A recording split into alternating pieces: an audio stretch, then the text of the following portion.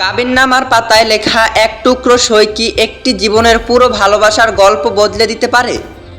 ইমরাউল রাফাতের পরিচালনায় ইয়াশ রুহান ও তানজিম সায়রা তটিনীর নতুন নাটক কাবিননামা, যার পোস্টারেই ছড়িয়ে পড়েছে দারুণ এক মিষ্টি অনুভূতির ছোঁয়া।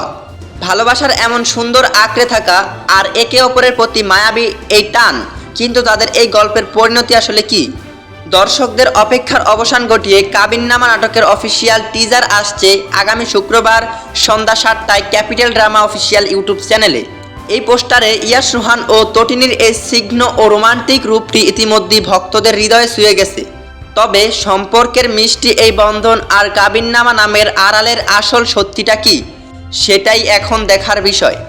আনোয়ারুল আলম সজলের প্রযোজিত এবং ইমরাউল রাফাতের গল্প, চিত্রনাট্য ও পরিচালনায় এতে আরও অভিনয় করেছেন বর্ষিয়ান অভিনেতা আজিজুল হাকিম।